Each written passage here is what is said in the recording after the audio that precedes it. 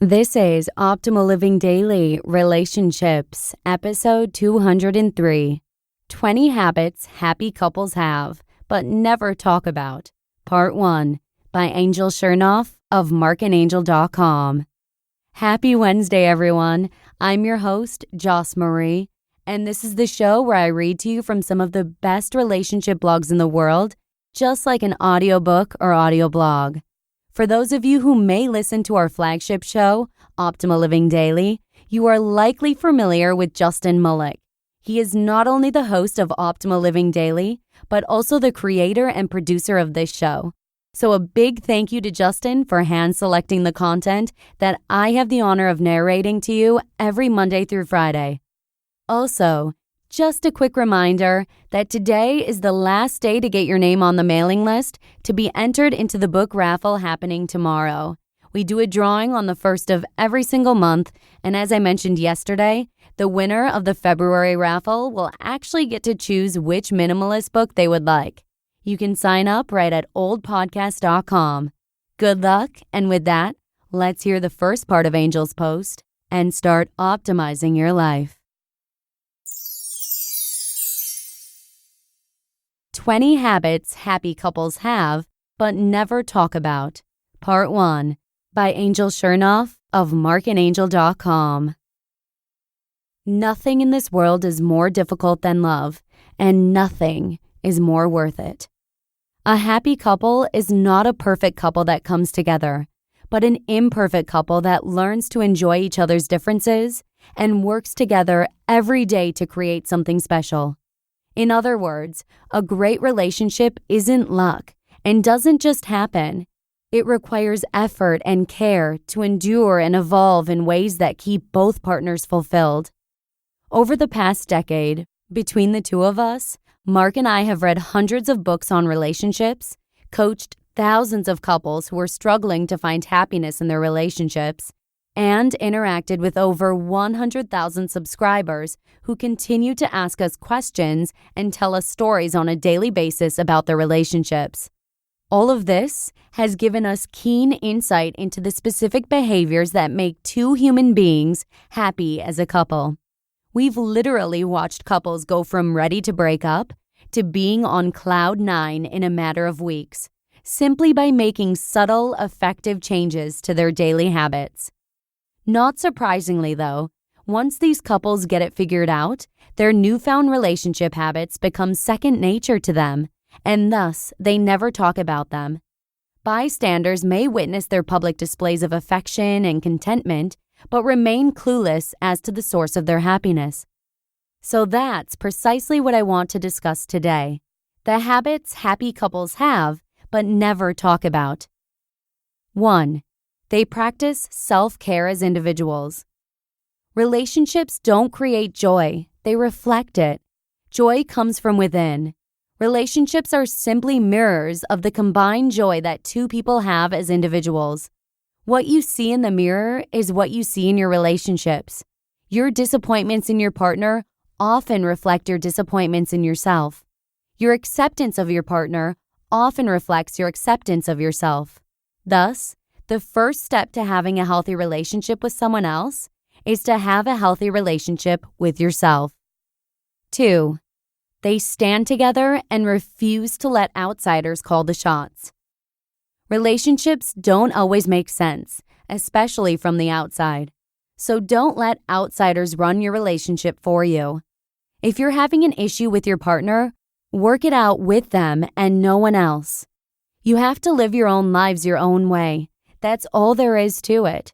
Each of us has a unique fire in our heart for that one special person. It's our duty and ours alone to decide if a relationship is right for us. If you and your partner both agree that it is right, it is, and it's worth working on together. 3. They respect their relationship as being a unique, incomparable bond. Don't compare your relationship to anyone else's. Not your parents, friends, coworkers, or that random couple whose relationship seems perfect.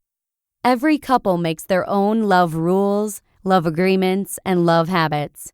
Just focus on what you two share and make your unique bond the best it can be. And keep in mind that all relationships have their ups and downs. They do not ride at a continuous blissful high. Working together through the hard times will make your relationship stronger in the end. 4. They are intimate about everything. Is not love, especially in the beginning of a relationship. Attraction and pleasure in sex are often mistaken for love. Sex is good, sex is great, but it's the easy part. Intimacy is what makes relationships last. It requires honest communication and openness about concerns, fears, and sadness, as well as hopes, dreams, and happiness. 5. They accept each other without trying to change each other. The deepest craving of human nature is the need to be appreciated as is. Sometimes we try to be sculptors, constantly carving out of our significant others the image of what we want them to be, what we think we need, love, or desire. But these actions and perceptions are against reality, against their benefit and ours, and always end in disappointment because it does not fit them. The foundation of love is to let those we care about be unapologetically themselves and to not distort them to fit our own egotistical ideas of who they should be. Otherwise, we fall in love with our own fantasies and thus miss out entirely on their true beauty. So save your relationship from needless stress. Instead of trying to change your partner, give them your support and grow together. Read The Mastery of Love. 6. They make uninterrupted time for each other. If you neglect your relationship will neglect you too. With busy schedules, we often forget to relax and enjoy the great company we have. In relationships, distance is not measured in miles, but in affection. 2 people can be right next to each other and yet miles apart. So don't ignore the one you love because lack of concern often hurts more than angry words. 7. They say what they mean and mean what they say to each other. Your partner is not a mind reader. Share your thoughts. Give them the information they need rather than expecting them to know the unknowable. The more that remains unspoken, the greater the risk for problems. Start communicating clearly. Don't try to read their mind, and don't make them try to read yours. Most problems, big and small, within a relationship start with bad communication. 8. They listen intently before replying. Don't listen so you can reply. Listen to understand. Open your ears and mind to your partner's concerns and opinions without judgment. Look at things from your partner's perspective as well as your own. 9. They don't play games with each other's heads and hearts. Cheating and lying aren't struggles. They're reasons couples break up. Because great things fall apart quite easily when they've been held together with lies. The truth is, relationships don't hurt. Lying, cheating, and twisting reality until it plays with someone's emotions is what hurts. Promises mean everything, but after they're broken, sorry means nothing, at least initially. So never mess with your partner's feelings just because you're unsure of your own. If you are unsure in any way, be sure to say so. Always be open and honest, and remember that when the truth is replaced by silence, silence becomes a lie too. Mark and I discuss this in detail in the relationships chapter of 1,000 Little Things Happy, Successful People Do Differently. And 10. Hear that in tomorrow's episode. You just listened to part 1 of the post titled 20 Habits Happy Couples Have But Never Talk About by Angel Chernoff of markandangel.com. Thank you to Marc and Angel for letting us share this post with you today. It's always a pleasure to narrate their content. And real quick before we part our separate ways, I'd just like to give one final reminder to sign up for our mailing list before the February 1st book raffle.